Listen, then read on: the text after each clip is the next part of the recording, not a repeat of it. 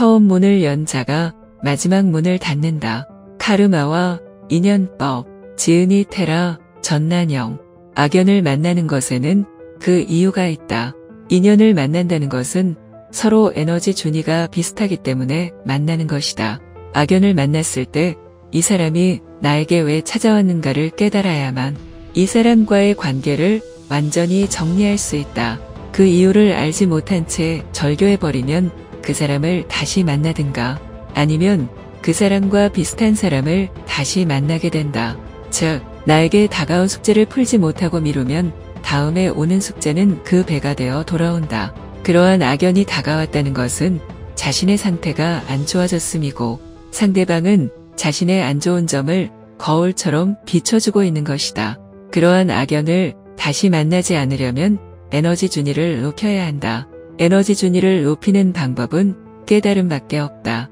카르마 법칙상 회피나 도망을 하게 되면 반드시 그와 비슷한 사람을 만나든가 아니면 비슷한 상황을 다시 겪게 되므로 피한다고 해서 피할 수 있는 것이 아니다. 자신의 상태가 그 인연과 비슷하기 때문에 만나는 것이고 그 인연을 통해 깨달을 것이 있기 때문에 만나는 것이다.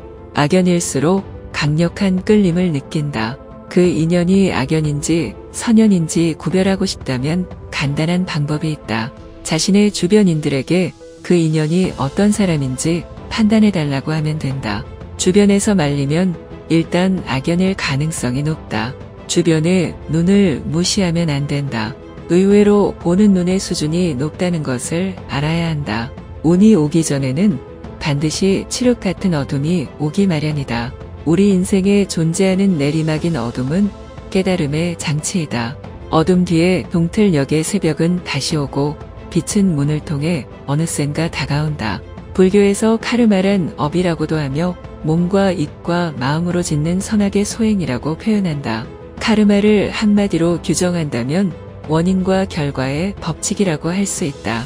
최초 원인이 되는 행위가 쌓이고 쌓여 임계치에 이르면 눈에 보이는 물질적 결과로 나타나는데 이것이 카르마가 발현되는 것이다. 임계치에 이른다는 것은 정보가 차올라 재편성, 재창조가 되는 시점을 말한다. 차곡차곡 쌓인 정보는 어느 순간 통합되는 시점이 온다.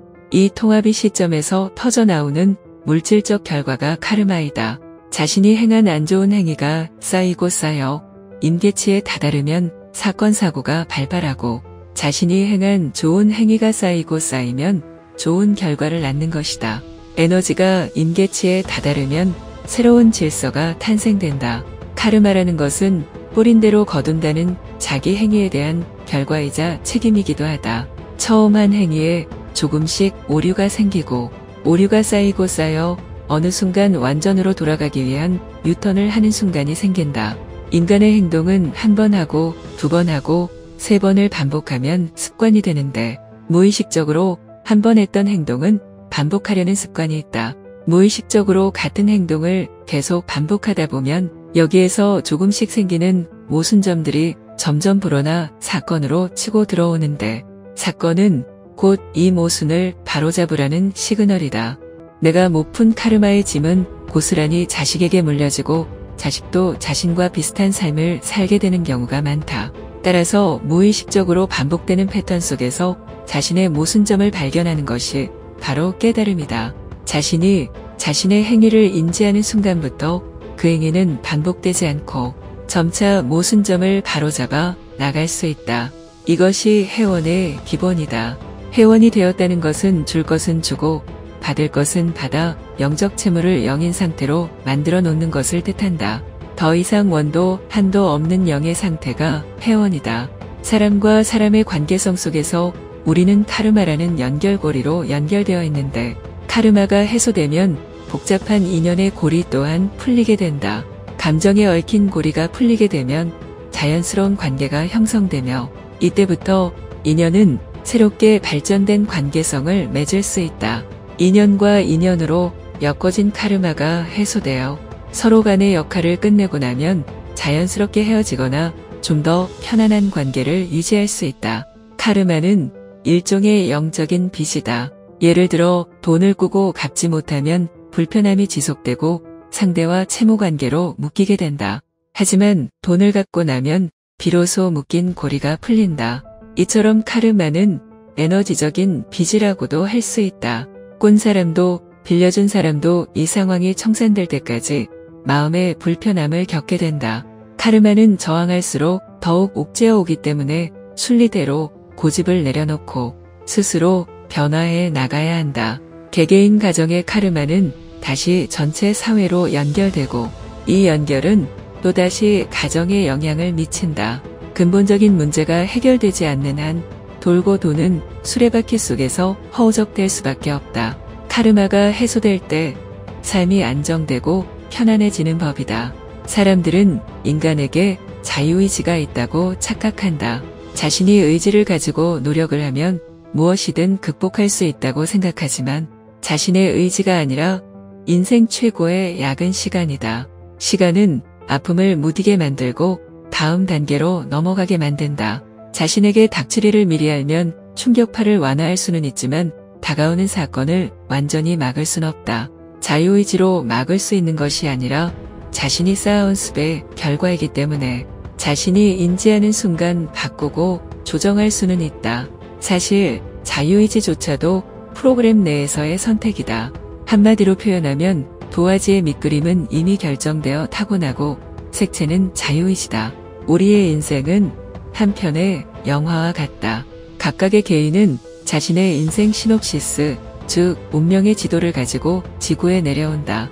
이번 생에 만들어진 인생이 독립영화라면 다음 생에는 같은 줄거리로 더욱 세련된 영화가 탄생되는 것과 같다. 여러 번 태어나면서 자신의 모순을 고쳐 나가는 것이다. 처음 실패와 좌절을 겪으면 다음번에 똑같은 일이 닥쳤을 때는 이미 비슷한 경험을 해보았기 때문에 어느 정도 대비를 하고 받아들일 자세가 된다. 한번 겪어본 체험은 처음의 시련보다 충격이 작게 느껴지는 법이다. 따라서 나이가 들면 들수록 시간이 흐르면 흐를수록 시련에 대해 더욱 굳건해지는 법이다. 카르마가 현재 진행 중인 사람은 빨리 주제 파악을 해야 한다. 자신에 대한 바른 판단을 해야 과한 욕심을 내려놓을 수 있기 때문이다. 주제 파악하라. 이 말은 자신의 그릇과 한계를 알라는 말이다. 저마다 타고난 그릇의 크기가 있는데 타고난 그릇 크기보다 과한 욕심을 갖는 사람들이 많다. 그릇에는 저마다 담겨야 할 것들이 있다. 자신의 그릇 크기를 보지 못하고 자기 그릇 크기보다 더 담으려 한다면 그것은 욕심이다. 반면에 어떤 사람은 자신의 그릇 크기를 너무 작게 생각하는 사람도 있다. 그런 사람들은 자존감이 낮아진 상태이기 때문에 에너지가 축소되어 자신의 존재를 작게 보는 것이다. 반대로 이런 사람들은 조금 욕심을 내어도 된다. 자신의 주제 파악을 하지 못하면 결국에는 욕심에 무너지게 되어 있다. 현재 자신에게 처해진 상황은 이제껏 자신이 걸어온 길들의 결과물인데도 불구하고 남 탓만 하고 있는 사람은 자기 자신을 바르게 바라보지 못하고 있는 것이다. 자신의 능력치보다 높게 잡고 그만큼의 노력도 하지 않은 채 높은 곳만 바라보고 있다면 일이 제대로 풀리지 않는다. 이럴 때는 빨리 자신이 능력 대비 노력이 어느 정도인지 파악을 해야 한다. 현재 자기가 처한 상황은 그러한 상황을 깨닫고 공부하라는 시그널인데 자기 앞에 다가온 숙제는 처리하지 않은 상태에서 남 탓만 해대고 있다.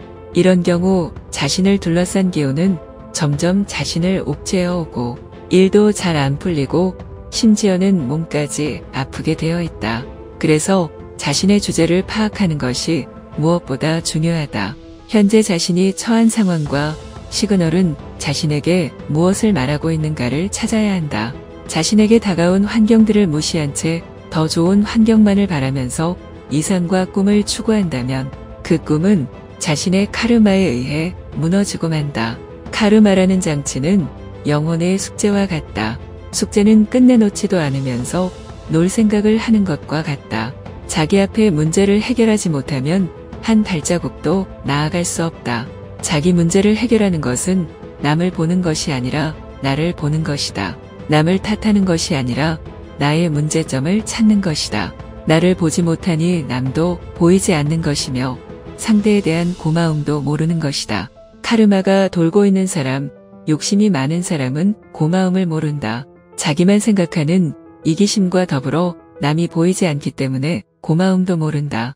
그리고 남들이 자신을 알아주지 않는다고 다시 남 탓을 한다. 계속 돌고 도는 굴레 속에 갇혀 자신을 괴롭히고 남도 괴롭히는 것이다. 주제 파악은 빠르면 빠를수록 좋다. 그리고 빠르면 주변에서 주제 파악을 하도록 쓴소리를 해주는 사람이 있다면 고마워해야 한다. 그 사람이 바로 나에게 문제점을 알려주고 있는 것이기 때문이다. 일이 안 풀릴 때는 빨리 자신을 돌아보아야 한다. 내가 남 탓을 하고 있지는 않은가? 내가 나만 생각하고 있지는 않은가? 내가 욕심을 부리고 있지는 않은가? 라고 같은 행위가 여러 번 반복되면 습관이 된다.